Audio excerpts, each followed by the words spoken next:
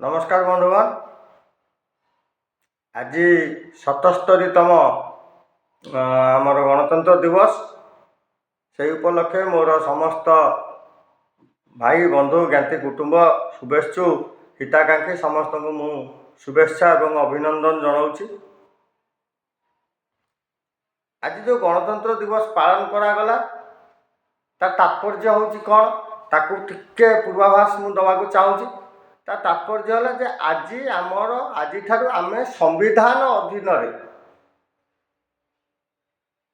आम जो नागरिकत्वटा सांविधानिक आधार शासन पर्याय चलो एवं से जो संविधान कार्यक्रम आज को ठीक 77 वर्ष तले करा जाइतला जोटा को कि आम गणतंत्र दिवस भाव आम पालन करुचे। संविधान देइथिला मौलिक अधिकार तादे जन नागरिक देइथिला से जो मौलिक अधिकार भितरु गोटे थिला समानता अधिकार। जो 5टी मौलिक अधिकार ता भीतर गोटे थिला समानता अधिकार। तेणु से समानता अधिकार उपरे आज मत मोर मंतव्य आपणकर। बंधुगण, वर्तमान समानता कहले किछि सेमिति किछि नाही। राष्ट्र हो कि आम राज्य हो समानता कहले किछि नाही। बर्तमान पृथक पृथक भाग भाग होइकि चली सब जिनिस समानता नाही। तार गोटे ज्वलंत उदाहरण होउछि आमर सरकारी क्षेत्र को जदि आम देखा जो मुख्यतः संविधान को माने बेस करा जाए शासनटा को करा जाए बा शासन पद्धतिटा को अवलंबन करा जाए से क्षेत्र को आम जदि जीवा ये कर्मचारी मानक केते भाग विभक्त कराई।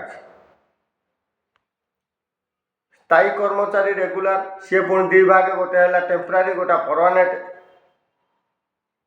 तापर आसिले आपणकर वर्क चार्ज ठिका तापर कंसोलिडेटेड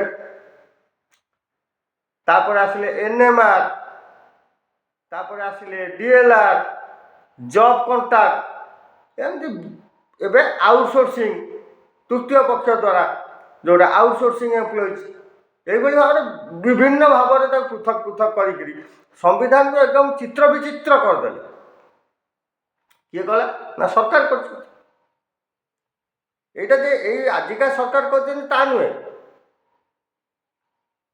सरकार is the process continuing process. तेणु आक पूर्व जे थिला सी करथिला ता पूर्व जे थिला सी करथिला ता पूर्व थिला सी करथिला एमती पर्यायक्रमे हे आज यही स्तर में पहुँची। से भाव में देखिले काम समान कार्यालय समान कार्य समान कार्यालय समान कार्यालय समान कार्य करिवार समय समान किंतु वेतन रे रहिला असंगति पृथकीकरण वेतन। से हिसाब रे जदि आम देखिबा अस्थायी कर्मचारी मानक स्थायी करने